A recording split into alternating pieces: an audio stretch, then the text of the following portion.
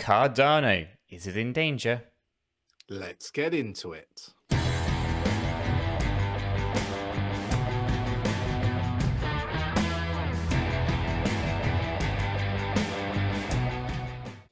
Alright guys, today we're going to be taking another cheeky look at Cardano, and specifically we'll be taking a look at the Fear and Greed Index. Generally speaking, the Fear and Greed Index specific to Cardano. We'll have a look at Bitcoin's dominance, the stock to flow model. We'll also be taking another look at Bitcoin's chart before we get into the Cardano chart to see exactly what is going on with Bitcoin and how that could affect Cardano. We'll be having a look at some fantastic news around, this smart contract functionality rolling out on Cardano. So do stick around to the end of the video and catch that. And Chris, is there anything else that you want to add? Yeah, so believe it or not, we run a stake pool. Really? Would you Adam and Eve it? Basically, you can delegate your ADA to the cheeky pool using the ticker CHEEK for juicy rewards, and join the 1,026 wonderful delegators we've already got, with 11.3 million ADA delegated. Much appreciated. But it supports the channel. It also supports the project. For me, there's no reason not to delegate your ADA, make your ADA work for you like you worked hard for it. It's a great passive income, Nick. Fantastic. Guys, if you find this video useful, informative, hit the like button. We both appreciate that. And of course, if you have to be new to the channel and you want to stay up to date with the new cryptocurrencies, the hidden gems, technical analysis, and news, then of course you can become a subscriber. By subscribing to the channel, you will be kept up to date with absolutely everything we do here. It is free. You'll stay well informed. So why not? Right, with all that said, done, and out of the way, let's jump on down and get into exactly what's going on here with Cardano, Bitcoin, fear and greed, dominance, everything in this crypto space coming together to give you an idea of where Cardano is going. Let's do it.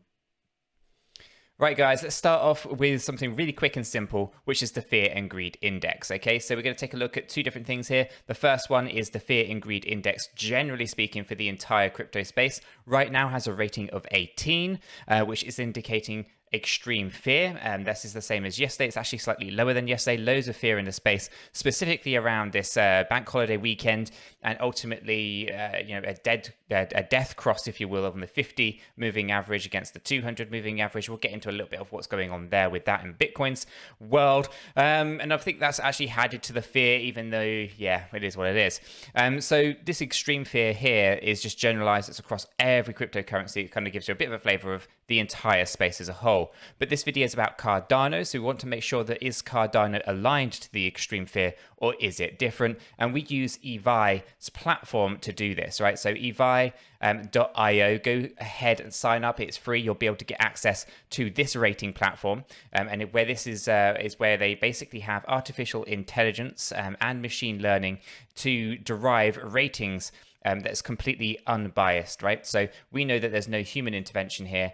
The AI and the machine learning is constantly evolving and adapting the algorithms to make sure that we have the most up-to-date and accurate indexes and ratings for different elements of each cryptocurrency. So in this case, we're taking a look at Cardano. General 𝗖𝗢𝗠𝗠𝗃 rating here. The overview rating is a B1, so pretty good. It's up there. It's not quite in the A's, but it's a B1, so it's pretty good. And there are worse ones out there, so it's actually holding up quite well. And if we shoot on down just past the trading view, which is another fantastic tool that you can use integrated into 𝗖𝗢𝗠, but if we just shoot on down, we can see that the Fear and Greed Index is also here. This has actually got a rating of B2, so it's definitely not extreme fear. And we can just zoom in here and we can see exactly what's going on right now towards the end of May. And actually, we were actually performing quite well. And we could see it was actually performing much better than many of these other projects in the space. So Cardano, as we have spoken about many times over, does not have the same level of fear as something like Bitcoin or VeChain or some of these other particular projects, right? So Cardano is actually holding up incredibly well from a fear and greed point of view. Less fear, it hasn't even got that much greed. It's actually kind of sat pretty firmly in the middle there. So actually a pretty good place to be for Cardano in terms of progress. It can progress in both directions, obviously, but it seems to be holding up incredibly well. And again, we can confirm this by taking a look at the moving averages where it has an A2 rating. And here you can see just how these averages are working over time. And again, down here where we have a look at the Sharpe ratio, this is potentially where some of that fear in the space is kind of actually coming out, and you can see it a little bit. So with a B2 rating here, is kind of being reflected within the risk to rewards kind of element as well. So we can kind of see that there is a little bit of volatility in the space, and it's not optimal, from a Sharpe ratio. So we have to pay attention to that as well. With that being said, though, the ROI, the return on your investment, is an A1 rating. There's very few of these out there. VeChain's another one that has absolutely outstanding returns on investments. XRP is a return on investment. We also have Cardano here. Ultimately, this is another indicator that we're in a bull run, not a bear market, is that ROI is doing incredibly well, along with some other fantastic news around the AMI-HUD ratio. So the liquidity is an A2, which is fantastic for Cardano. So just a little bit below that of the ROI. So ultimately, we take a look at these ratings and we obviously know exactly where the problems are, and that's the risk to rewards. That's a Sharpe ratio. That's the only area for Cardano that's actually a concern. And you don't generally find this information out by looking at the charts in detail like this. You have to do a lot of technical analysis to kind of come up with something this is as powerful as this. So I do recommend guys checking out advice.io. Sign up. It is free, and there I've got pro versions. You don't have to use those, but if you want to upgrade to pro version, all you have to do is actually hold the EVI token. And then you'll have access to a lot more cryptocurrencies. So I don't even think that's actually launched yet. I think it's launching in a few days, weeks. So do pay attention to what's going on there, because this particular tool is incredibly useful in understanding how your cryptocurrencies are performing. But they also kind of give you a bit of a heads up as to what might be coming as well. We've seen this with Polkadot in terms of liquidity. We saw the liquidity issues here in EVI before that was actually announced by KuCoin. So fantastic stuff here in terms of this data. So really recommend checking that one out. And for Cardano, it's got a good rating. It's not the same rating as what you're seeing from the generalized fear and greed index. So Cardano is not extreme fear. It's actually more, I would say, in a neutral position. Okay, so that's cool. That's going on. The other thing that we want to kind of talk about again here is Bitcoin's dominance and how that is currently performing. This is an interesting indicator for many reasons. One is it shows us how Bitcoin is currently performing in relation to the altcoins in terms of total market capitalization. And this is important for several reasons. The first one is we need to know that, how is the altcoins actually working. We can look at obviously altcoin total market cap, but we can also look at Bitcoin's dominance here to say, okay, what happened previously with Bitcoin's dominance, and where are we in that current cycle? So we can see that we actually had this Bitcoin dominance dropping sharply during the rise of both Bitcoin and, of course, those altcoins. And this kind of topped out at about 39% and then started to rise up again as everything started to dive down, right? So during that correction, Bitcoin's dominance rose, which means more money was flowing out of altcoins faster than it was flowing out of Bitcoin. And this is kind of the big shakeout that tends to happen. And we can see this again in the history here of what happened previously. We had that Bitcoin dominance dropping all the way down to 37 and then started to rise again.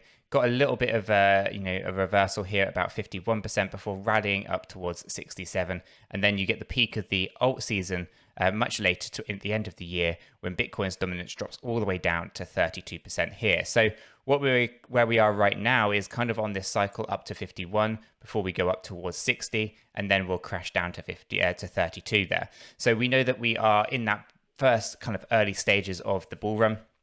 This is the first kind of or the second kind of major kind of correction in terms of Bitcoin's dominance, and we can kind of see what's going on there.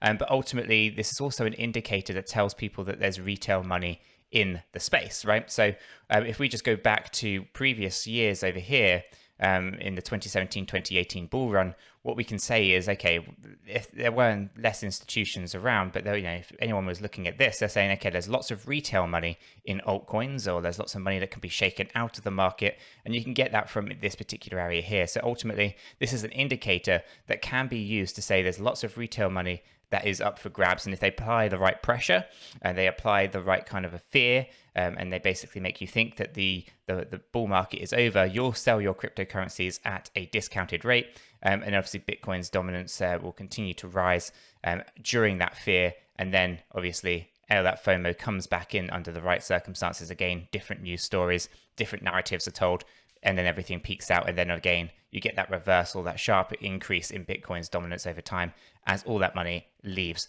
altcoins. So it's good to know the history, good to know how these indicators are being used, and ultimately here with Bitcoin dominance, we're in the very early stages. I am expecting this thing to go up towards that 50% soon as Bitcoin starts to rally and get a little bit more value into it, and I'll get into why I think that in a moment. And obviously as altcoins try to get a little bit of a rally behind them before again the same scenario happens and lots more fear in the space. So it's important to know what's going on here with Bitcoin dominance. There's nothing different in Bitcoin's dominance this year or this bull run versus the last bull run. There's a few percentage points differences, but that's ultimately because we have many more cryptocurrencies this year around than we did back in 2017-18. So it's good to know what's going on there. Now, the other thing that's also that I like to talk about here is a stock to flow model. Again, this shows us where we are in the current cycle. And again, this is the correction that we see over here. A little bit deeper than the one that we saw over here in July of 2017.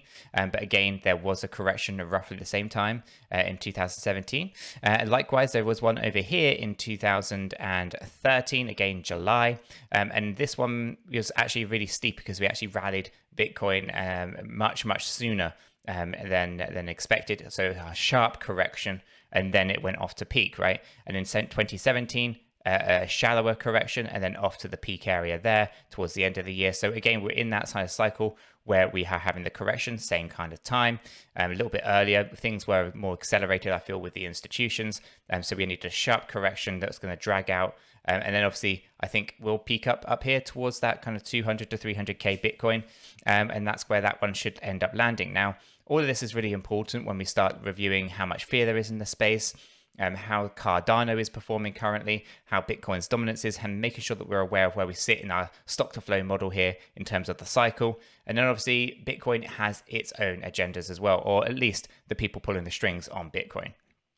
So a lot of people would be familiar with the Wyckoff by now of what's been going on previously up here during the distribution phase. What people are not so familiar with is the accumulation phase, because I think a lot of people were missing the accumulation phase much earlier on before we went into this run here, which was of course the distribution phase. Okay, so where we are right now is going back into an accumulation phase, and this is what I've tried to draw out for you guys so you get an idea of what's potentially on the cards here for Bitcoin, because obviously this is what is going to have an impact on ultimately, Cardano and many of these other altcoins further down the line. So right away, I've had to zoom in quite a bit, or zoom out quite a bit, guys. So I do apologize, but you have the start here of phase A, right? So basically phase A coming down to our low area. This was the 30K area.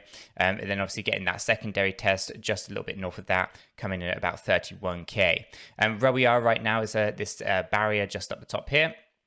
I'll try to zoom in and see if I can make this a little bit easier to see. And what our expectations are actually to rally this thing a little bit higher than our AR here, right? And ultimately, this is an area that I think is approximately right. I could be a little bit off on this one. It might not be its exact area, so I do be a little bit cautious on that. I reckon about 45K, but I have also kind of speculated about 48K being a very, very key area. So I do think it could potentially be up there as well. So we're just going to leave it at 45 for now, but 48K is a really good key area because that actually aligns with the Fibonacci retracement zones of a key area that I could be rejected from, which would then align nicely with this accumulation phase as well. So once we get that, there will be then a crash back down to our our test down here, this area here, where will be a brief recovery from there before retesting it. So a double tap down here before moving up back to this higher area of 45K where everyone thinks the correction is over. And again, that will be crashed. A lot more money be shaken out of the market at that point as well. This then leads down back to our lower area where we spring up and we go into to the next phase here. Again, short corrections before really going off, and we go into the distribution phase from there. Okay, so when we start thinking about what is likely to come, this is actually the hourly time frame, guys. So this could be over in a matter of weeks. It could be a month, but the time is like the hardest thing to get. It's not something that anyone's going to really predict very well. So if we do go into this, and it's too early to say for sure, we've got the first couple of indicators that this could be on the cards. And we'll see if that actually does play out and whether or not that is something that we end up seeing. If it is, then we kind of know what to be expecting, where to potentially be selling and where to potentially be buying, right? This seems to be the buy zone at the bottom here. This seems to be your sell zone at the top, right? We won't know for sure until we actually get that top area coming in, be that 45, be that 48, somewhere in that zone. It will be higher than 41 or 42k. It's going to be higher than that area there. So we do know that will come in, and once that comes in, we'll have a pretty good idea of how the rest of this is going to kind of play out, and then we'll be able to capitalize on that in the same way that these institutions are who are manipulating this market. So we don't know for sure this is playing out, but if it does play out, then we know that we'll have these peaks, and then we'll have these buy areas, right? And this is important because there will be an impact to Cardano on this case, right? So Cardano will obviously have to, we'll have rally up with Bitcoin, and will be pulled down with Bitcoin as well. Even though it doesn't have the same amount of fear, there will be pretty much patterns that will be similar to this forming in all of these other altcoins as well, or at least many of them. And you'll be able to find good areas of support and resistance in those altcoins, knowing the timings of when these moves are likely to happen. That will give us an advantage on making sure that we don't get completely shaken out, and in fact we can just accumulate along with the whales. Okay, so it's really important that we know what's kind of going on here. We don't know for sure this is, and if it does go ahead and happen, then it gives us that competitive edge. Now what we're going to do is take a look at the Cardano chart. Let me just move that out of the way and load up our Cardano chart. There are obviously loads going on when it comes to the Cardano's chart here. I'll try to make this a little bit bigger for you to be able to see, guys. But ultimately, we have an upward trend line, we have a downward trend line, and we're looking to see if we can find some good support anywhere along these. Now, I am going to go ahead and just delete this. Delete the trend lines off here because we do not know for sure that they are actually something that we're going to see. So I'm just going to delete them off and make this a little bit cleaner so we can get a bit of an idea of what's going on. We obviously have our high point and we have our low point down here, and we obviously have our Fibonacci retracement zones. We obviously have good resistance also forming at the $1.83 area. So this area here is the major resistance that we need to break through, and this is actually just below our 618 Fibonacci retracement zone, which comes in at $1.91. So right now we do have that, and we also have our 50 moving average, and this actually seems to be forming good area of support with our 100 moving average down here and 200 moving average over there. So right now, in terms of where all of that kind of stuff sits, we're actually not too bad. And if we pull this down into our hourly view, here you get a little bit more of that detail to see exactly what's been going on. We have a decreasing volume, and that's going to help protect our price a little bit as we do decrease the price of ADA a tad. Now, obviously, the relative strength index is at 42, so it is in a pretty interesting zone. It has got a little bit of room to fall, but not too much, and it actually has more room to the upside. But this particular weekend is not necessarily going to be the best of weekends. A lot of people are expecting Bitcoin to fall during this weekend. However, according to the Wyckoff accumulation phase, actually we might see it increase.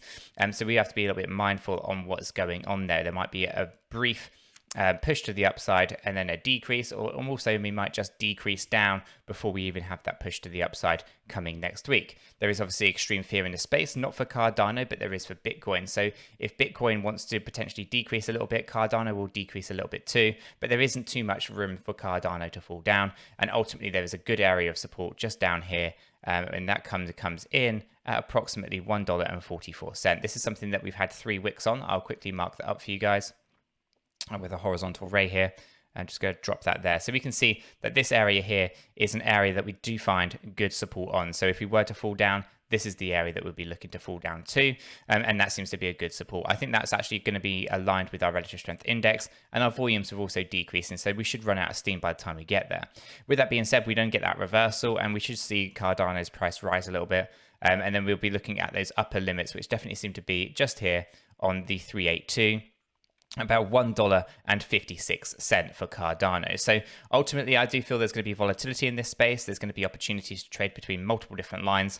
If that's your kind of bag. For me, I'm just a long-term holder. I think the long-term value of Cardano, I don't really want to risk potentially selling and then getting priced out of the market. So for me personally, because I'm not watching the charts constantly, I will just be hodling my way through this. But I do expect volatility for at least the next few weeks whilst that accumulation phase is going on with Bitcoin.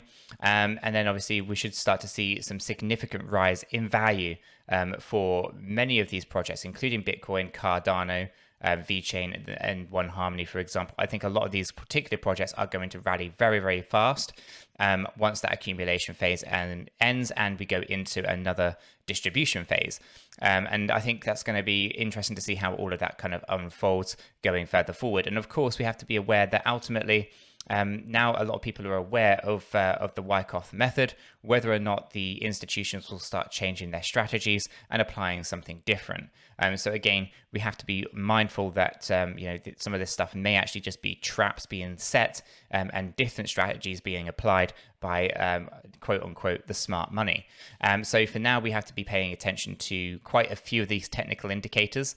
And also be mindful of the bigger picture. And again, I bring up this stock to flow model to give us that idea of where things are going in the bigger picture. It's important that we zoom out and we pay attention to that as well. And if we do go back into that weekly view, bring this down a little bit, we do have some interesting targets being set out there for Cardano's ADA.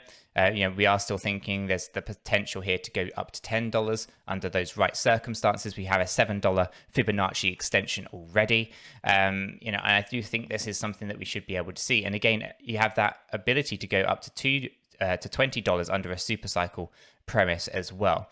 And again, guys, the other thing that I wanted to bring up was this, right? This is the first testnet for Cardano's Alonzo smart contract finally being launched. So another piece of fantastic news for the weekend here. So basically, IOG, formerly known as Input Output Hong Kong, has officially launched the first testnet for Cardano's Alonzo smart contract platform. It also unveiled the plans to roll out or the plans for the rollout of Alonzo's project, right? So fantastic stuff going on. I'm not going to go into details here, but it's good to see that things are progressing. And ultimately, we're going to start seeing this onto the so it's actually spun up on the testnet, and then we're going to start seeing this being thoroughly tested before going on to the mainnet later in the year. And this is obviously going to be fantastic. They also go on to say that ETH 2.0 is not a threat to Cardano. I agree with that. I don't think it is. And I think a lot of people who are already kind of building on Cardano or are familiar with Cardano know the superior technology that it is in comparison to something like Ethereum, which is kind of just being, I guess, repaired year on year. And even though 2.0 is there, it doesn't really present too much of a threat. And I think that's just testament to how Cardano has been built more than anything else. So yeah, some fantastic stuff going on in the space for Cardano as well. Again, we like to make sure that we're up to speed with what's going on in the Cardano ecosystem, in the Cardano world. So fantastic to see that this has finally been launched on the testnet. And we are looking forward to seeing everything kind of launch flawlessly on the mainnet. So that would be fantastic stuff. And Chris, is there anything else that you want to add for Cardano here? Yeah, don't forget to check out Cardano with Paul. Obviously, we did an interview over there recently, and I think this is like a collaboration sort of partnership that we would like to continue with. So yeah, drop him a like, drop him a subscribe.